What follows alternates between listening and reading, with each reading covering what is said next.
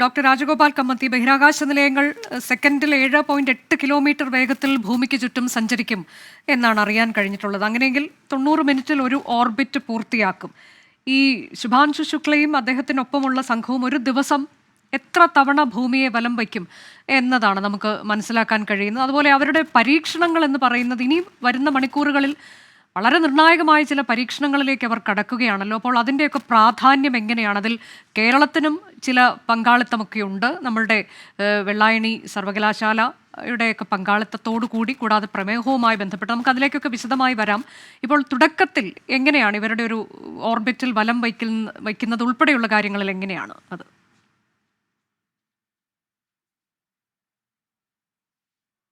നമ്മളിപ്പോൾ ഫസ്റ്റ് ഘട്ടം കഴിഞ്ഞതിന് ശേഷം അത് 400 കിലോമീറ്ററോളം ഉയരത്തിലെത്തി. അപ്പോൾ ഓരോ 90 മിനിറ്റ് ഏകദേശം 90 മിനിറ്റിൽ ഒരു തവണ ഭൂമിയെ ചുറ്റും.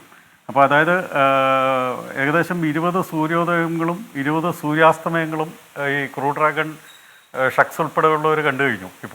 ഇപ്പോൾ തുടർച്ചയായിട്ട് ഇൻ്റർനാഷണൽ സ്പേസ് സ്റ്റേഷനും ഇതുപോലെ തന്നെ ഇതേ വേഗതയിലാണ് ചുറ്റുന്നത്. അങ്ങനെ ഓരോ 90 മിനിറ്റിലും ഇത്തരത്തിൽ സൂര്യോദയവും സൂര്യാസ്തമയവും അവർക്ക് കാണാനായിട്ട് സാധിക്കും.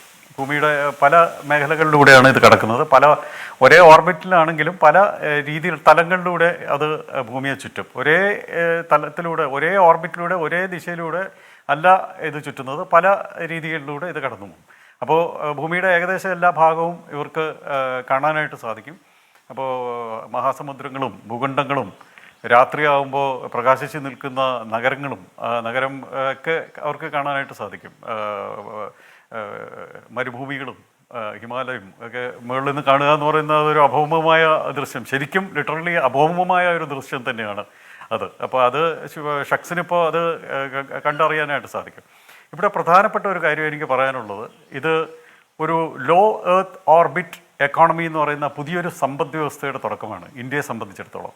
അതായത് നമ്മളിപ്പോൾ ഭൂമിയിലെ സമ്പദ് വ്യവസ്ഥയിൽ നിന്നും വിഭിന്നമായി ലോകരാജ്യങ്ങൾ, മുൻപന്തിയിലിരിക്കുന്ന ലോകരാജ്യങ്ങൾ ഇപ്പോൾ അതിനെ ഒരു സമ്പദ് വ്യവസ്ഥയുടെ ഭാഗമായിട്ട് മാറ്റിയിരിക്കുകയാണ്. ഇപ്പോൾ തന്നെ ഒരു കമേഴ്ഷ്യൽ ക്രൂ പ്രോഗ്രാമിൻ്റെ ബേസിലാണ് ഇപ്പോൾ ആക്സിയം 4 ഈ ദൗത്യം നടത്തിയെടുത്തിരിക്കുന്നത്.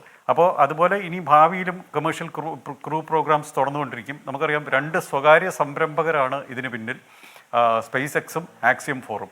നാസ ചേർന്നിട്ടുണ്ട്, ISRO അവരുടെ സർവീസസ് യൂസ് ചെയ്യുന്നു, അങ്ങോട്ട് പൈസ മുടക്കി യൂസ് ചെയ്യുന്നു എന്നുള്ളത്.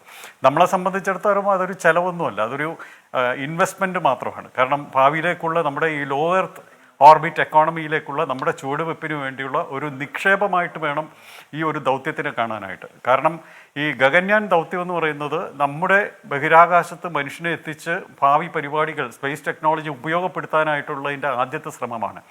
ഗഗൻയാൻ്റെ ഏകദേശം പ്രവർത്തനമാണ് ഇപ്പോൾ ക്രൂ മോഡ്യൂളിൽ നടന്നത്, ക്രൂ ഡ്രാഗൺ മോഡ്യൂളിൽ. ഈ ഡോക്കിങ്ങിന് മുമ്പ് വരെയുള്ള കാര്യങ്ങൾ ഗഗൻയാന് ഏറ്റവും പ്രധാനപ്പെട്ടതാണ്. കാരണം അത്തരമൊരു ക്യാപ്സ്യൂളാണ് ഗഗൻയാൻ.